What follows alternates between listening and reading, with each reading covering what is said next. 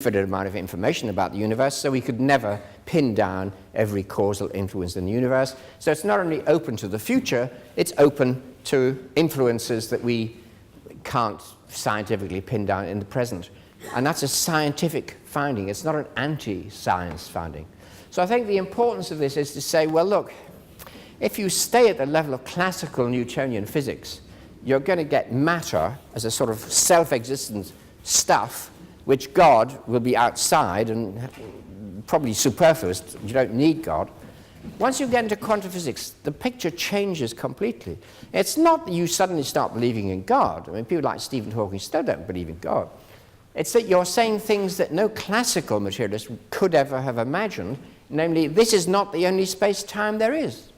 So it can't be true that everything is in matter, which is stuff in this space-time. That can't be true. There are lots of other sorts of things as well. The basis of reality is probably deeply mathematical, so it's more intelligible, it's more conceptual. Maybe information is more important than material stuff. And once you say that, you're talking about mind. Minds are what contain and transmit information. Computers have information, but for it to become semantic information, that is information you can understand, a mind has to interpret what appears on the computer screen. Otherwise, it's just bits. Nobody knows. There's no understanding of what's going on at all. So we're in a different sort of universe. This is not a proof of God in any sense at all. It is saying, look, I started this morning by saying there's a big gap often between the humanities and the sciences, and there is. But it's not the gap that people think. It's not between a classical Newtonian view, which is dead, and a view of some mental separate stuff, which you can't see how it relates to it. It's rather a view, this universe is much more mysterious than we used to think. It's much more mathematical, it's much more intelligible, it's much more probabilistic. Perhaps consciousness is very important, even to its fundamental structure. And all I'm saying is that view is much more sympathetic to a belief that mind is a fundamental reality in the universe which cannot be collapsed into matter, and so looks like an independent reality. Let me quote one quantum physicist in my last sentence, Bernard de Spagnat, very, very eminent quantum physicist, and he says, it is not possible now in quantum physics to hold that consciousness is a product of the material world. It seems more likely that the material world is a product of consciousness. I find that mysterious, but pretty exciting, really. And we're at the start of a revolution in physics, and we don't know where it'll take us, but it's taking us to places where God is no longer thought of as extraneous to the physical, having to interfere with it to get anything done. Okay. I don't know if I've got time for a couple of questions, because we did start late.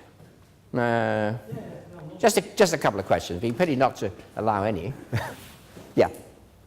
Would you respond to the claim that your account of John Wheeler's position is in danger of reducing ontology into epistemology, so saying everything that is ultimately reduced to what is known, and slipping, collapsing into idealism? Well, I think John Wheeler does collapse into idealism. Yes, I think that's precisely what happens. I mean, he goes so far as to say even the Big Bang didn't exist before it was conceived of by us. Right?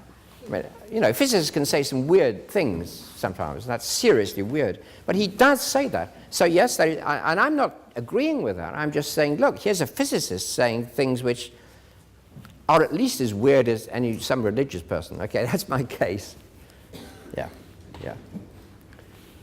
Is it possible that there's something, not necessarily matter, but in between matter and the mind, that's more like the waves or the ripples?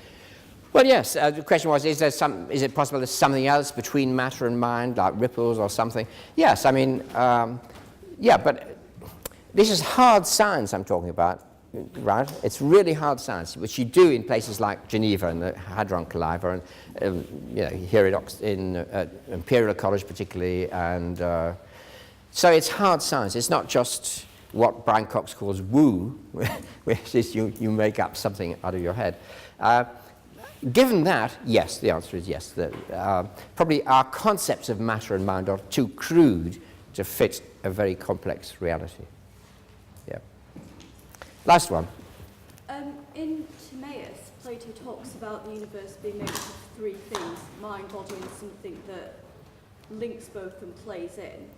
And Aristotle's De Anima points out the soul as this: sensitive, nutritive, and rational. So do you think that this kind of circle is eventually going to lead us back to more a classical perception of things?